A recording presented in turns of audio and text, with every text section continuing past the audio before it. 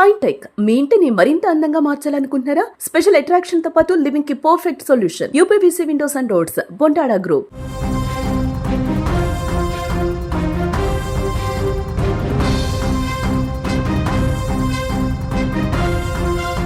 తాండూరు అనూష కేసులో పురోగతి సాధించారు అధికారులు. నిందితులను అరెస్టు చేశారు పోలీసులు. 3 రోజుల తర్వాత పరమేష్ దొరికినట్లుగా కూడా తెలుస్తోంది.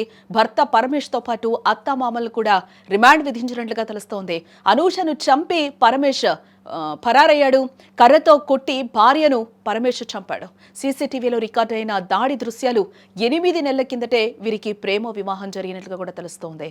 8 నెలల క్రితం వేసిన 7 అడుగుల సాక్షిగా ప్రాణ సమానంగా చూసుకోవాల్సిన భార్యను కర్రతో కొట్టి చంపిన ఆ కిరాతకుడి ఆట కట్టింది.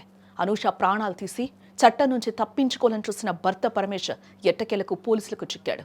3 రోజుల పరారీ తర్వాత పోలీసులు వలపన్ని ఈ నరరూప రాక్షసున్నైతే ఎట్టకేలకు పట్టుకున్నట్టుగా తెలుస్తోంది. కుటుంబ కలహాల నేపథ్యంలో భర్త పరమేష్ ఆగ్రహంతో ఊగిపోయాడు. కర్రతో అనూషపై విచక్షణ రహితంగా దాడి చేశాడు. ఈ దాడిలో తీవ్రంగా గాయపడిన అనూష అక్కడికక్కడే ప్రాణాలు విడిచింది. ఈ భయంకరమైన దృశ్యాలు అక్కడున్న సీసీటీవీ కెమెరాల్లో రికార్డయ్యాయి.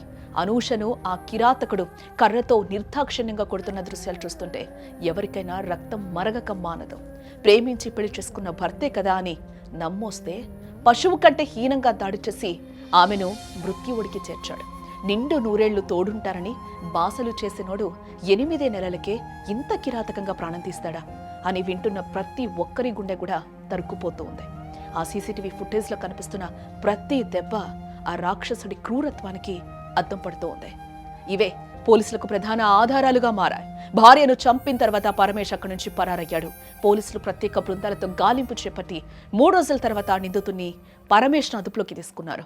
భర్త పరమేష్తో పాటు ఈ గొడవలకు కారణమైన మరియు హత్యకు సహకరించినట్లు ఆరోపణలు ఎదుర్కొంటున్న అతని తల్లిదండ్రులను కూడా పోలీసులు అరెస్టు చేసి రిమాండ్కు తరలించినట్లుగా తెలుస్తోంది. పట్టుబడిన 3 నిందితులకు కూడా కోర్టు రిమాండ్ విధించింది.